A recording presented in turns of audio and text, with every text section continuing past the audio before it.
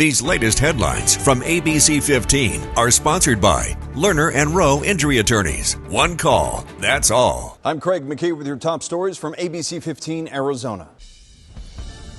In your wildfire watch coverage here, we are continuing to track the White Sage and Dragon Bravo fires burning near the Grand Canyon's North Rim. Containment for the Dragon Bravo fire has grown to 18% with over 13,000 acres scorched. The fire destroying dozens of structures, including the Grand Canyon Lodge. Further north, the White Sage fire near Jacob Lake in Fredonia is now at 44% containment.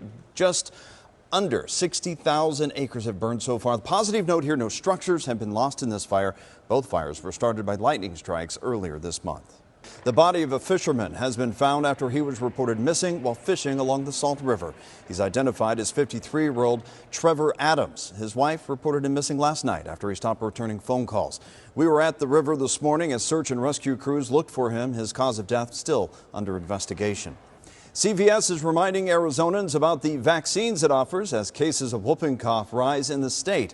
They say so far there are 560 confirmed cases. That's up from 367 at this point last year. The respiratory disease spreads through the air when an infected person coughs or sneezes. In Glendale, a dog's actually recovering now after a police officer rescued it from a canal. Take a look. The dog apparently fell in and could not get out. An officer then responded after multiple people called for help. The officer, as you see, jumped in and was able to safely get the dog out and reunite it with its owner. In the state of education, two Valley school districts are cutting millions of dollars from their budgets this school year. This after voters said no to some ballot measures. Both Higley Unified and Deer Valley Unified had their maintenance and operations override fail this last November. That funding is voted by the taxpayers and would have given them 15% more on top of their budgets. But both those districts are now planning for all scenarios as they ask the community for the override again this November. If it fails again, they'll continue cutting millions.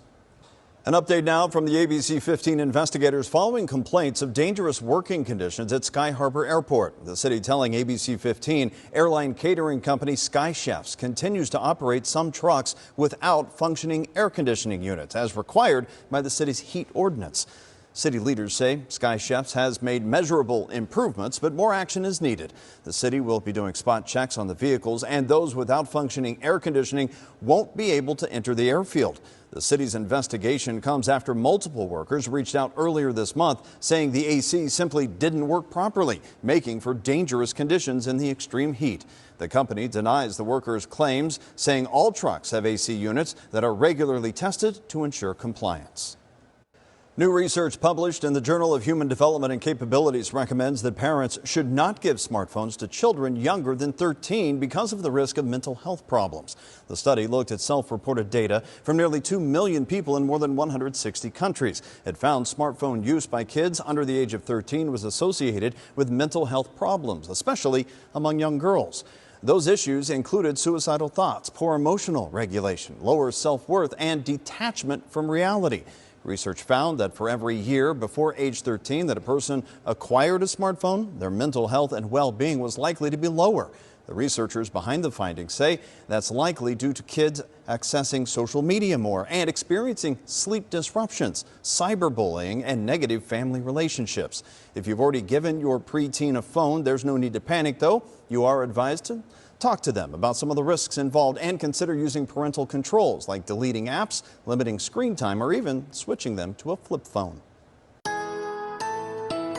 Tracking your forecast, I'm Chief Meteorologist Amber Sellens. Monsoon moisture has been surging in over the last few days, but now this area of low pressure out to our west is going to bring some drier air into Arizona. So storm chances will be clearing out. In the valley, it's going to be dry tomorrow, and statewide, it'll be dry by Thursday. Tomorrow, 84 degrees at 6 a.m., 97 in your lunchtime forecast, and 103 around 4 p.m. Still a little bit below normal for this time of year, but temperatures will be on the rise for the rest of the week. And I do want to show you tomorrow afternoon, there's just a slight chance of a few little spotty showers across eastern Arizona here. Not a whole lot of measurable rain expected, but enough moisture across that part of Arizona to see a few more storms before the forecast dries out completely statewide. Here's the next 7 days. Phoenix, we've got high pollution problems by the end of the week. A pollution watch now in effect for Friday and Saturday. That could be upgraded to an advisory as we get closer. And then the heat builds in and we're up to 110 by Sunday and Monday. Slight chance of isolated storms back in play by Tuesday.